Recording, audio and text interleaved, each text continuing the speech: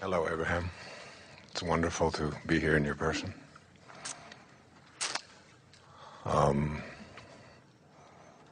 I have attracted wealth and fame, and I'm looking for it to be anonymous. So that old pendulum keeps swinging, doesn't it? Yes, it does. Yes. But what I'd really like to talk to you about for a moment is something called collective intention. It seems to me that everything in the universe, the physical universe, the material world, is made up of the same stuff. I've heard you speak about this on your tapes. And it's the same chemicals, the same minerals, the same molecules. And that if we're all made of the same stuff, and everything in the universe, in the physical universe, is made of the same stuff, then when the stuff within us gets out of balance, we seem to be creating problems for ourselves. And when the physical stuff that we're made up of outside of us gets out of balance, we see things like weather patterns that are just shifting. We see droughts, we see hurricanes, we see storms, we see all kinds of problems with the atmosphere. And I'm curious about, I'm not looking to attract anything more into my life. I'm looking to see if I can impact the world in such a way with my consciousness, by getting myself in balance, that I can impact others in such a way that we can get the whole world back in balance. Is that possible? Well, we are appreciating your words very much. But we are wanting to say, as we begin here, that if you will start with the premise that the world is already really, really, really in balance. In other words, look at the things that are stable and acknowledge the perfection of that. The sun's coming up every morning and the food is continuing to grow. Things that are so big that you can't even imagine contemplating otherwise.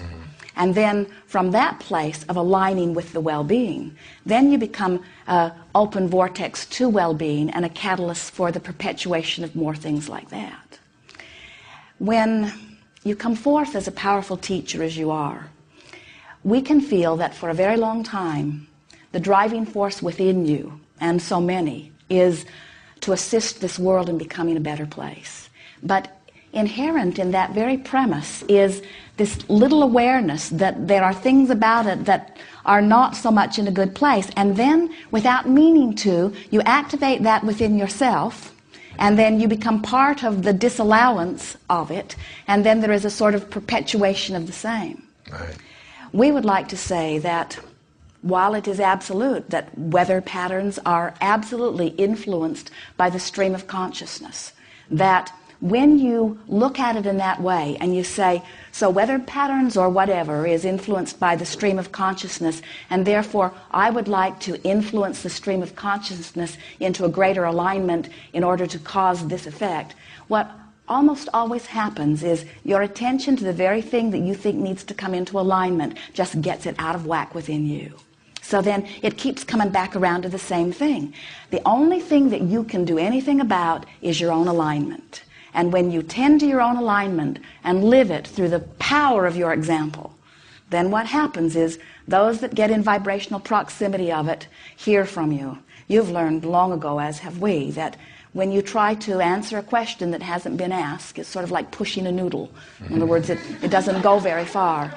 But when you are in vibrational alignment with who you really are, then the universe lines you up with those who are ready to ask, who are asking and ready to hear, and then on it goes. We do not see your world in a bad place. We see this contrasting experience as the catalytic experience that you all knew it would be when you decided to come forth. And we see more asking simultaneously than ever before. So the summoning of source energy is greater than it has ever been before.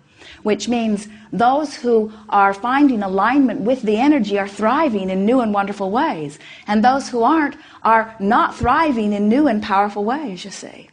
And so the best you can do for anyone is to thrive fully and be willing to explain to anyone who asks how it is that you're thriving and what it is that you've discovered. And then just relax and trust that all truly is well. So when others are not feeling good, Yes. when children are starving, when the kinds of things that we call problems in the world exist, it's like if everything in the universe, in the world is perfect, then so is my desire to change it, a part Yes, of that perfection. we agree. We right? agree. So that, In other words, we think that that larger contrasting experience can give birth to a desire within you. And even though it's not personal to your experience because it's on the other side of the world, it is personal to your desire, and you Right. have the ability to create. We agree. and with war, for example, the words that you put out about war, about the Iraq War and so on, were very instrumental in changing around my being angry every day at watching the news, at what was going on. And I made a clear decision that I was not going to be vibrationally matched up with anything other than peace and joy and perfection and beauty. And the war stopped. Stopped in here. But it's one of the most difficult things, I think, for us to grasp here as physical beings. Here's the easiest way for us to give it to you, and you already know this, you will hear this so easily. So you watch something that aggravates you and stirs your sense of injustice. Right. And you know powerfully what you do not want. And in the middle of all of that is born a clear desire of what you do want. And so your desire shoots off like a rocket. But instead of following your own desire by imagining it and fantasizing it and letting it be the soothing idea that breathes life to you, so often, as physical humans, you keep looking at the conflicting experience that gave birth to the desire as if in the looking at that you will have further justification for your desire. Not realizing that the more you are justifying the desire and the more you are trying to garner support for your desire by pushing against what is wrong, the more you hold yourself in vibrational misalignment with all of that. So even though well-being can begin to fall into place, you hold yourself apart from it.